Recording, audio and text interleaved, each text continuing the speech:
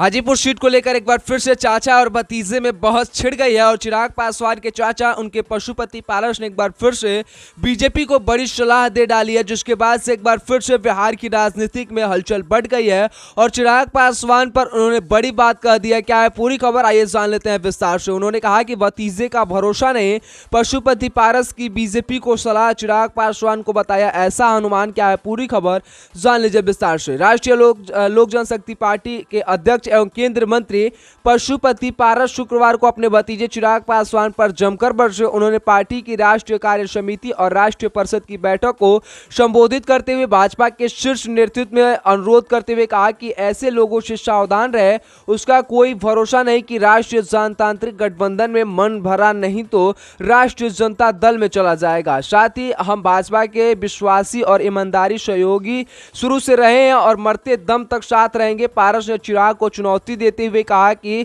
मैं रामविलास पासवान का राजनीतिक उत्तराधिकारी हूं। उन्होंने कहा कि हाजीपुर की जनता का सेवक हूं, जब तक हम जिंदा हैं हम उनकी सेवा करता रहूंगा और हाजीपुर से मुझे चुनाव लड़ने से कोई नहीं रोक सकता। साथ ही पशुपति पारस ने बड़ी बात कह दी। उन्होंने कहा कि चिराग पासवान अब जमुई से हार रहे हैं, इसी के कारण वह हाजीपुर से चुनाव लड़ने के लिए आ रहे हैं। इस पर चिराग पासवान पर एक बार फिर से बड़ा बयान देते हुए नजर आए उनके चाचा पशुपति पारस। इसके बाद से उन्होंने रालोसपा के संसदीय बोर्ड एवं अध्यक्ष पूर्व सांसद सूरजभान सिंह ने बैठक में पारस को दूसरी बार राष्ट्रीय अध्यक्ष चुनने का प्रस्ताव रखा और बैठक में देश के 22 राज्यों के अध्यक्ष समेत 500 से ज्यादा पदाधिकारी एवं सदस्यों ने भाग लिया और राष्ट्रीय महासचिव राम सिंह ने कार्यक्रम का संचालन किया और राष्ट्रीय प्रवक्ता श्रवण कुमार अग्रवाल ने धन्यवाद ज्ञापन किया। साथ ही पारस ने कहा कि गारंटी नहीं कि इसको लेकर सीट नहीं मिलने पर चिराग पासवान राजद में बने रहेंगे,